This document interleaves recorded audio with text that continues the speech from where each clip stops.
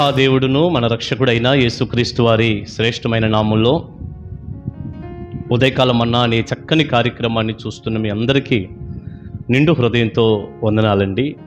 దేవుని మహాకృప మీకు తోడై ఉండును గాక. ప్రియులారా, చాలాసార్లు చాలామందిని గురించి మనం మాట్లాడుకుంటూ ఉన్నప్పుడు వారు ఇలా చనిపోయారు అన్నటువంటి మాటలు మనం చెప్పుకుంటూ ఉంటాం. ఎలా ఫలానా వ్యక్తి తాగి తాగి తాగి తాగి చనిపోయాడు, అవయవాలన్నీ కూడా చాలా ఇబ్బంది పడ్డాయి, తాగొద్దని ఎంత చెప్పినా వినలేదు, తాగి తాగి చనిపోయాడు. ఇలా చాలామందిని గురించి మనం అనుకుంటాంగా. మరికొందరి గురించి వారు భయంకరమైనటువంటి రోగంతో చనిపోయాడు. ఆయన HIV వచ్చింది. ఎందుకు ఆ భయంకరమైనటువంటి చెడు సహవాసాలు ఆ స్త్రీలతో? ఎంతో చెప్పాం వద్దని, వినలా.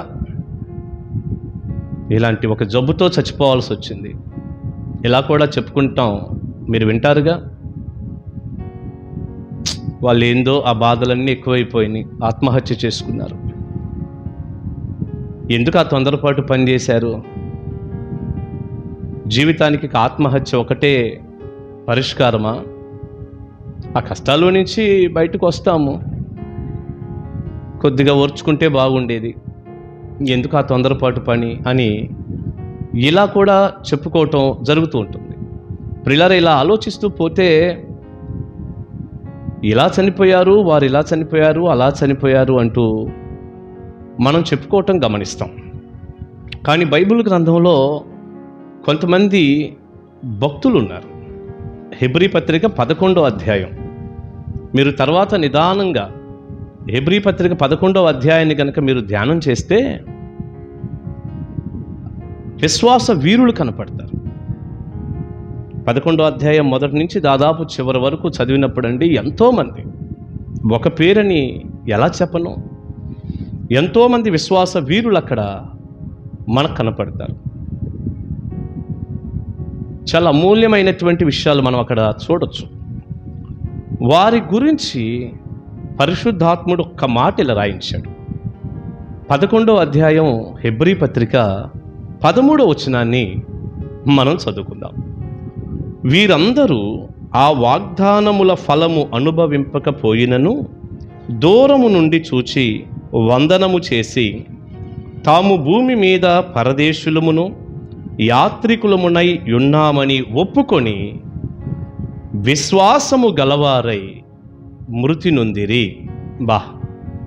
విశ్వాసము గలవారై మృతి నొందిరి. వీరెలా చనిపోయారట? ఇప్పుడు ఏ మనిషి అయినా ఈ లోకాన్ని విడిచిపెట్టాల్సిందే ఒక రోజున.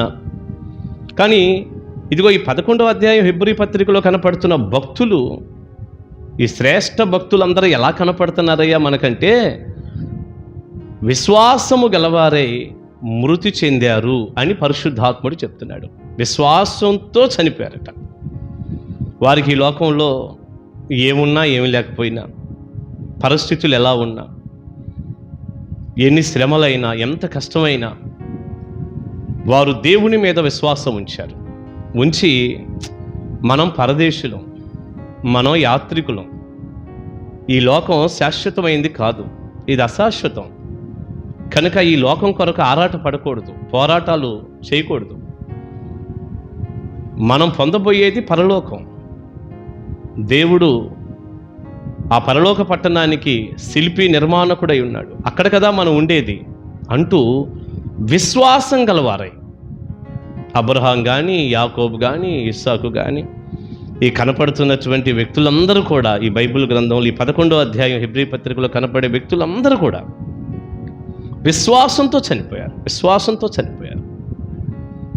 దేవుని యందు విశ్వాసంతో జీవించారు. విశ్వాసంలోనే వారి జీవితాన్ని ముగించారు. ప్రియ దేవుని బిడ్డ, మంచి ఉదయకాల సమయంలో నీ జీవితంలో ఎంతవరకు విశ్వాసం ఉంది? నువ్వు దేవుని యందు విశ్వాసం ఉంచినటువంటి వ్యక్తివేనా? ఏదో కేవలం తాత్కాలికంగా నేను ఏదో ప్రభువుని నమ్ముకున్నానండి, మందిరానికి వెళ్తాను అంటూ మొత్తం అవిశ్వాసి చేసిన పనులే చేస్తున్నావా? లోకమే శాశ్వతం అనుకుంటున్నావా? పాపంలోనే ఆనందిస్తున్నావా? దేవుడు తప్ప మిగిలినటువంటి వాటి అన్ని విషయాల్లో ఆసక్తిగా ఉన్నావా? సాతానుకి నీ చెయ్యినిచ్చి సాతాను వెంట నువ్వు వెళ్ళిపోతున్నావా? ఏదో ఈ లోకంలో సంపాదించాలి, ఏదో రావాలి అంటూ అక్రమమైనటువంటి విధానంలో అన్యాయపు సిరి కొరకు కూడా అవసరమైతే నువ్వు ఆరాటపడుతున్నావా? విశ్వాసం లేకుండా బ్రతుకుతూ నేను కూడా విశ్వాసినే, నేను కూడా మందిరానికి వెళ్తాను అని చెప్పుకుంటున్నావా? ప్రియబిడ్డ, మందిరానికి రావటం విశ్వాసం అంటారా? ఏదో కాస్త ఉపశమనంగా ఉంటుంది, కాస్త నెమ్మది వచ్చింది, కాస్త సంతోషంగా ఉండొచ్చు, మేము కొద్దిగా ఏదో మనశ్శాంతిగా ప్రశాంతంగా ఉంటుంది మందిరానికి పోతేనని అట్ట వచ్చి వెళ్ళే వాళ్ళు ఎంతమంది ఉన్నారు? తర్వాత కాలంలో ఎంతమంది ఏదైనా కాస్త శ్రమ కష్టం వచ్చినప్పుడు దేవుణ్ణి వదిలిపెట్టిన వాళ్ళు ఎంతమంది ఉన్నారు? ఏదో ఒక అవమానం వచ్చిందనో, ఒక మాట వచ్చిందనో, ఏదో చర్చిలో పాస్టర్ గారు ఏదో అన్నారనో, లేకపోతే వాళ్ళకేదో సమాజంలో యేసు ప్రభువుని నమ్ముకున్నందుకు ఏదో అవమానం కలిగిందనో, తక్కువైపోయావనో, ఏదో చిన్న చిన్న కారణాలను బట్టి ప్రభువుని వదిలిపెట్టిన వాళ్ళు లేరు. మరి ఇదంతా విశ్వాసమేనంటారా? విశ్వాసం అంటే శ్రమైన, కష్టమైన, హింసైన, ఉపద్రవమైన, వస్త్రహీనత అయినా, చివరికి ప్రాణాపాయమే కలిగిన మన జీవితంలో చనిపోవటానికే ఒకవేళ పరిస్థితులన్నీ కూడా సమకూడిన యేసయ్యను విడిచిపెట్టకుండా ప్రభు కొరకే బ్రతకటం, ప్రభు కొరకే మరణించటం, ప్రభు కొరకే జీవించటం, అది కదా విశ్వాసం అంటే. ప్రియ తల్లి, ఉదయకాల సమయంలో ఈ చిన్న వర్తమానం ద్వారా ఒక్కసారి నిన్ను నువ్వు పరిశీలించుకో. ఈ లోకం శాశ్వతం అనుకొని విశ్వాసం లేనటువంటి వ్యక్తిగా జీవిస్తున్నారా? లేకపోతే ఈ లోకం శాశ్వతం కాదు, మేము యాత్రికులం, పరదేశులం, ఒక రోజున ప్రభుతో ఉండబోతున్నాం మేము యుగయుగాలు, దాని కొరకే మా నిరీక్షణ. విశ్వాసం అనున్నది నిరీక్షింపబడు వాటి యొక్క నిజస్వరూపమేగా, లేనిది ఉన్నదని నమ్ముటకు ఆధారమేగా. హెబ్రీ పత్రిక 11:1 కూడా అన్నాడుగా. కనుక ఒక రోజున మేము పొందబోతున్నాం నిత్య జీవాన్ని, పరలోకాన్ని అంటూ విశ్వాసంతో నువ్వు జీవించి గనక, విశ్వాసంలోనే ఏమైనా జరగని, ప్రాణమే పోని, నేను ప్రభువుని నమ్ముకున్నాను, ప్రభు కొరకే జీవిస్తాను, ప్రభువులోనే ఉంటాను, నేను విశ్వాసంతో బ్రతుకుతాను అని కనుక నువ్వు చెప్పగలిగితే, అలాంటి ఒక జీవితం, అలాంటి ఒక ముగింపు నిజంగా నిత్య జీవంలో నీకెంత గొప్ప మహిమ, నిత్య జీవంలో ఎంత గొప్ప స్థానం దేవుడు నీకు ఇస్తాడు.